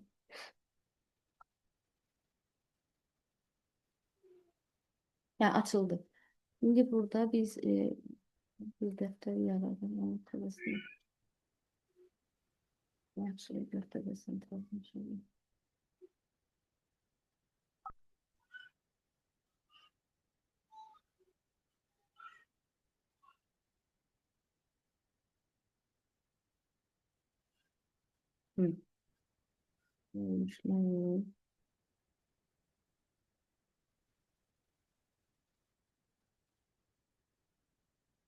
Təzədən yüklənsin.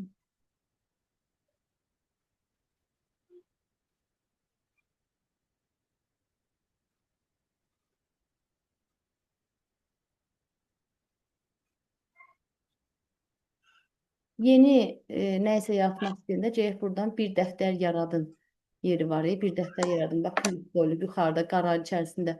Gələk onun üstünə basasınız ki, əvvəlkisi getsin. Təmizlənsin.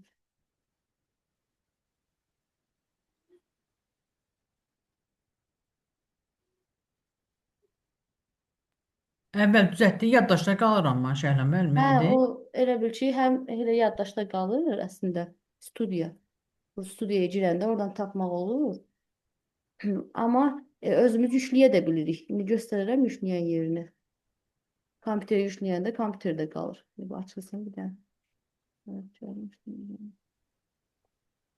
Müəllimlə sonda kameranı açsın, bir dənə görüntü götürmək lazım Şəhlə müəllim. Bu paylaşımı beğenmeden sonra. Ha, əlbəttə onu da deyirəm.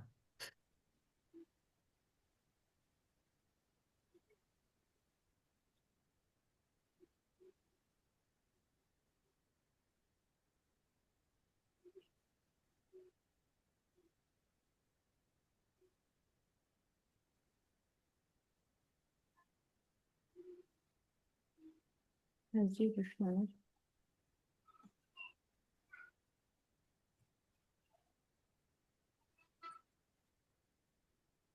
Bu bura yüklənəndən sonra burada yazırsınız ki, tutaq ki, birinci hissə təbiətdə hüceyrədən orqanizmə adlı o mövzunu, ya yenə gəlirsiniz bura slayd təqdimatı, onda slaydlarını gətirir sizə. Təbii ki, orada xırdalıqlarını da yenə də girib yazırsınız da, qısa olsun, uzun olsun. Və yaxud da video xülasəsi. Orada da yazırsınız, əyləncəli olsun, şagirdlər daha yaxşı başa düşsün. Yəni orada hansı stildə olsun, onu yazırsınız, o stildə göstərir. Bir də var audio xülasəsi. Bu audio xülasədə nədə istifadə eləmək olar? Məsəl üçün, tutaq ki, hansısa bir romandır, nə bilim, 100 səhifəlik, 150 səhifəlik. Onun PDF-ini yüklüyün bura. Sonra onun audio xülasəsini çıxardın. O da uzaq başı olacaq 20 dəqiqə. Məsələn, yol gedə-gedə ona qulaq asa bilərsiniz. Maşın sürə-sürə, nə bilim, avtobusda gedirsiniz, yolda gedəndə, yəni bir o kitabı oxumuş olursunuz da. Yəni xülasə budur. Və yaxud da nəyisə bir araşdırma aparmaq üçün yenə də burada nə qədər istəsəniz, bu yüklənmədi, nəsə internetin işləyir yəqin. Bilmədim. Bir dənə olur internet. Məsələn, buradan internetdən başqa, tutaq ki, belə yazaq. Hüceyrədən orqanizmə.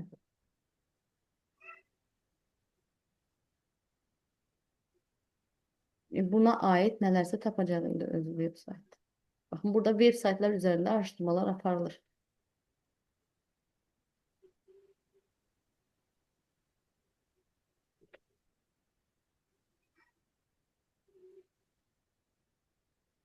Burada bir neçə baxın, insan orqanizmi, təbiət 5, hüceyrədən orqanizmə PDF, insanın bioloji quruluşu, orqanizm təmsilçilik səviyyələr, bitki və heyvan orqanizmi, bir neçə mənbə gəldi. Hətta buradan açanda 7 dənə də əlavə mənbə var. Baxın, bu mənbələr. Və istəyirik ki, hamısından istifadə eləsin bunlar. Hamısından istifadə etsin. Yazaq bura idxal.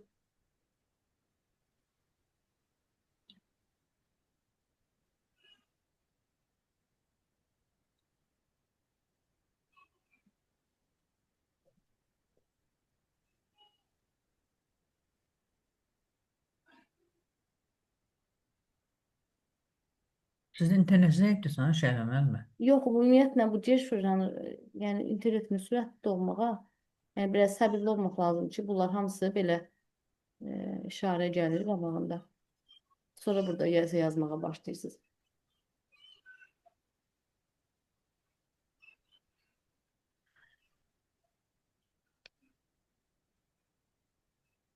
Sonra istəsəniz burada test də yarada bilirsiniz və testi gərək paylaşasınız, paylaşın yerindən. Şagird də qarşı tərəfdən o linkə girib oradan işləsin. Yəni, birbaşa olmalıdır. Gəlmədi, neysə bu.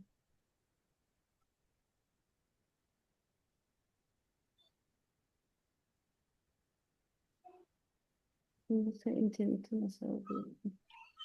Siz Allah'ın nə eləmək lazım? Çələndən sonra buraya yazı gələcək. Allah'ın Burayı mən, gəldi, gəldi hamısı. Hı. Baxın, bioloji Teams, bioloji azı, bioloji kitablar da gəldi orada. Burada yenə qısa məlumat yazıb, amma biz buradan istəyirik ki, dəqiq nədir? İnsan hüceyrədən orqanizmin inkişaf mərhələləri hansılardır? Məsələn, bunu istəyirik. Materialı araşdırır. Özü oxuyur, süni intellekt. Özü araşdırır, yəni bizi yormur da, biz beynimizi işlətmir ona. Həm də vaxtımız da getmir. İndi biz o bir neçə dənə kitabı oxuyana qədər, görənə qədər vaxt gedər. Baxın, burada özü çıxartdı ki, molekulyar səviyyə, hüceyrəvi səviyyə, intoksikasiya səviyyəsi, orqan səviyyəsi, orqan sistemi səviyyəsi. Bunları çıxartdı. İndi mən istəyirəm ki, bunu neynəsin? Tutaq ki, video xülasəsini və yaxud da slayd təqdimatını hazırlasın və yaxud da ağıl xəritəsi. Ağıl xəritəsi də qısa bir, bu daha tez olur, görün bunu.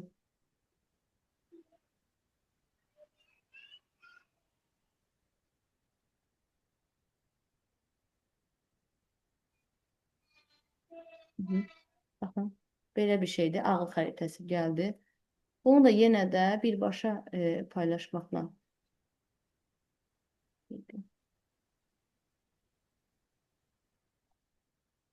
göstərmək olar. Çünki şəkil kimi belə göndərəndə şəkil kimi olur. Amma belə linki göndərəndə həmin bu notebook elimindən bu linki göndərirsiniz şagirdə, o özü açır, baxır. Baxın, təşkilat pillələri, molekullar, hüceyrə, toxuma. Hüceyrə özü də ayrılır. Buradan üstünə basanda ən kiçik quruluş vahididir. Somatik 46, cinsiyyət 23 xromosom var. Belə ayrılır. Sonra orqanlar sistemi, sümük, əzələ hamısını göstərib. Tənzimlənmə, humoral, funksional. Burada məsəl üçün sinir sistemi özü də ayrılır. Mərkəzi, periferik, endokrin sistem, hormonlar, nəzəriyyə, funksional sistem, anaoxu nəzəriyyəsi, müvəqqəti birləşmə və s. Təkamülü var hətta burada. Bioloji amillər, sosial amillər. Yəni bütün bioloji kitabını həmin o əhatə eləyib. Məsələn, indi burada seçdim, tutaq ki, təbii seçməni. Gəldi burada təbii seçmə haqqında məlumat indi gələcək. Yəni özü oxuyur, bizə çıxardır hamısını. Həm qısaca biz ondan, yəni şagird də, biz də yəni şagird eləsə, şagird təbii ki, məlumat almış oluruq. Həm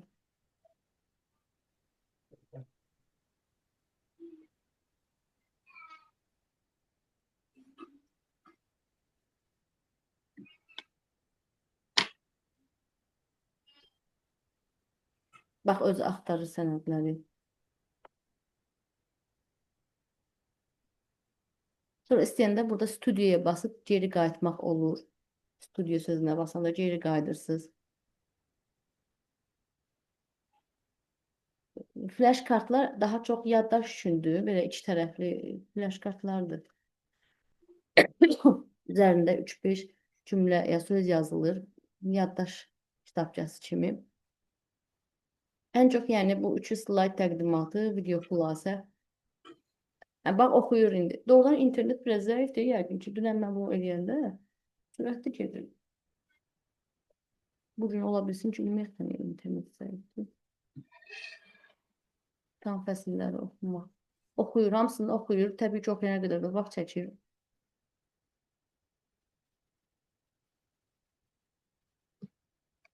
Müəllimlərdən sual vermək istəyən varsa, hansısa hissəsinə dair sual verə bilər.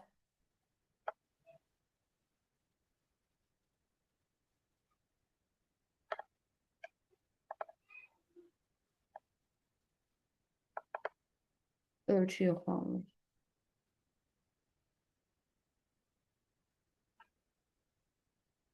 Şərəm müəllimə, yəqin bir dərslə, yəni tam bunlar müəllimlər tam anlaya bilməyəbilər. Ola bilər ki, əlavə şey olsa, ehtiyacı olsa bir danılda bilərsiniz də. Problem yoxdur. Amma indi mən müəllimlərdən xahiş edəcəm ki, hərəsi öz fənninə aid bir dənə ya video xülasə, ya da slayd təqdimatı Ola hazırlasın. bilsin ki, müəllimlər məsəl üçün hansı mövzunu Çünki öyrətsin. onlar özləri evdə, indi bu işlədən müəllimlər var, bəlkə də indi bizi izləyən müəllimlərdən də işlədənlər Məsələn, var. bu gün bizdə Aytən müəllim var, kimi müəlliməsi. Dedi ki, mən işlədirəm. Nəsə də, yəni işlədənlər can sağ olsun, işlədənməyənlər deyirəm ki, o girib özü eləsə müəllim başa düşər, bilər ki, yəni mən bu başa düşdüm, yoxsa yox. Yəni bir dənə nümunə eləyib, baxsa və bizə də göndərsə, yaxşı olar. Nədir? Hansı mövzunu öyrədərsə, növbəti mövzu hansı mövzusa, ona aid yaradıb, dərsdə, yəni həm dərsdə, həm Dərsdə də göstər, bəli, onu yaradıb, dərsdə göstərə bilər təbliğ şagirdlərə. edirsən dərsdə. Dərsdə onu həmin elədiyini göstərsə, yəni onu çək bassa yaxşı olar. Biraz çox Salam müəllimlər. Yəqin ki, bu video kaydı var da bunun bəli, var. dərs. Video Qrupa atarsınız, çox xahiş edirəm mən, inşallah. yəni Hə. istifadə etmək istəyirəm. Bəli. Ya üzr istəyin ki, internet biraz zəif olsun. Şəhərlə müəllim istədiyi kimi şey edə bilmədi. Gec açıldı linklər zat. İndi bu onsuz da gec açılır. Yəni biraz ola bilsin internet zəifdir, amma ümumiyyətlə səbirli olmaq lazımdır da, çox fırlayır. Bəlkə bunun pullu versiyonu da var, ödənişli.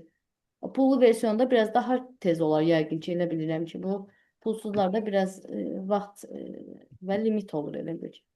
Ya onu deyim, Türkiyədə bu geniş istifadə olunur dərslərdə. Bizə seyf proje, yəni bu məlumat verdi. Onlarda da ən çox hələ ki aşağı sinifdən başlayıblar, ibtidai sinifdən. Məsələn, orada da orta məktəbdə falan çox görmədik, elə də, amma aşağı sinifdən artıq başlayıblar. Yəqin ki, ibtidaidən başlamaq lazımdır. Uşaqların ona alışsın da, yəni o öyrənsin və elə yuxarı siniflərə elə addımlasın. Süni intellekti bilərək. Bunlar gəldi. Baxın, təbii seçmənin digər faktorla əlaqəsi. Oxudu. Bax, bu qədər. Biraz çox yazmışıq həm də. Burada material çoxdur. Wikipediyadan falan oradan axtarıb da özü. Və hələ də yazır. Baxın, hələ də təbii seçmənin formaları, ekoloji kontekst. Yəni, referat işi yazanda, tutaq ki, layihə yazanda, bunun içərisində Gemini də var deyə rahatdır. Yəni, Gemini də onun özünün içərisindədir birbaşa və dünyada hal-hazırda ən çox istifadə olunan, ən belə əlverişli süni intellekt budur.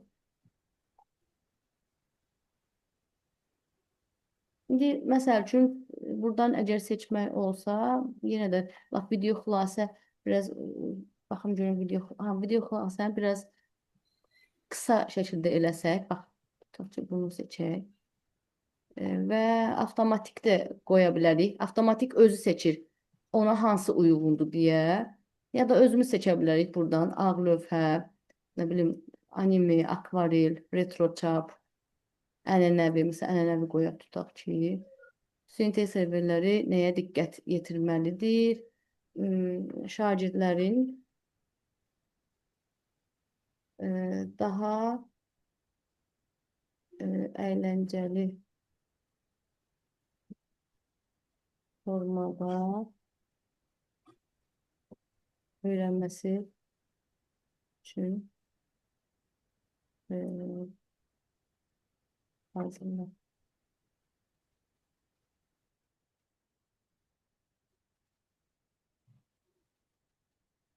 Baxın, burada yazır, video xülasəsi yaradılır. Bu da biraz vaxt apara bilər. Harasa bir 10-15 dəqiqə vaxt aparır. Və bunu da 10-15 dəqiqində biz gözləyə bilməyəsinik. Təbii ki, burada yüklənəcək. Mən ataram videosunu yüklənəndən sonra ki, necə oldu. Belə. Sualınız varsa verə bilərsiniz. Müəllimlərin sualı varsa verə bilər, hardasa qaranlıq bir şey qalırsa.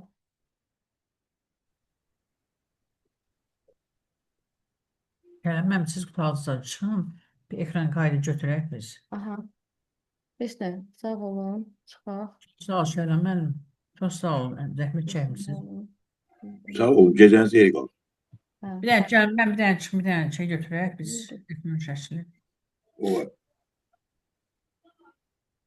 Olsun, bir 20 nəfər müəllim çıxıb 50 neçə nəfər var idi. Yenə də əvvəldən götürərdik. Təcrübəsizlikdir. Siz çıxdınız paylaşmadan çıxın Şəhlə müəllimə. 59 müəllim var idi. İndi 16 müəllim qaldı. Mənim əllər çıxmayın. Xahiş edirik bir dəqiqə. 60-a yaxınlar idi. Çıxmışam. Çıxmadım, çıxmışam deyəsən, hə. Çıxmısınız, bəli. Elxan müəllimə götürürsünüz məndə tam görünmür.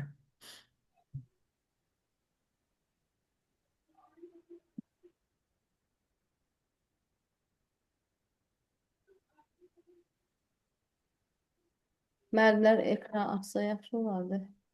Ekran. Bir dənə kameranı açarsınız, xahiş edirəm. Uğurlar arzulayım ümumi müəllimə, hamımıza. Çox sağ olun, çox sağ olun.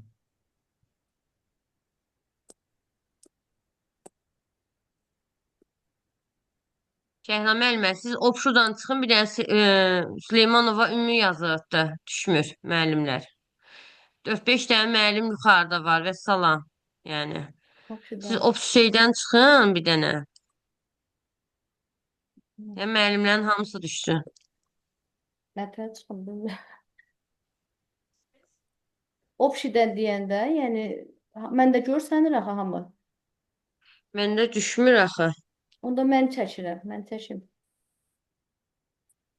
Siz birbaşa kayd edirsiniz oradan, yoxsa telefonla çəkirsiniz? Əvvəldən çəkilməli, neysə, təcrübəsiz, öyrənir. Birbaşa da indirmişəm. Telefonla da çəkirdim ki, sizə atmaq daha rahat olsun. Hə, telefonla çəkdim mən hamı seçdiyimi. Görsənir mən. Aha. Çəkdim. Heç nə. Sağ olun müəllim, nəticəniz xeyrə qalsın. Əvvəldən Çox sağ çəkmişdim olun, mən. gecəniz xeyir olsun. Ümmü müəllim, 48 nəfər, 50 nəfər olanda mən çəkmişdim ekranı. Çox sağ olun. Sağ olun. Sağ olun müəllimlər, gələn təlimdə, Sağ ol. gələn görüşdə. Görüşək. Sağ olun. Sağ olun. Sağ olun.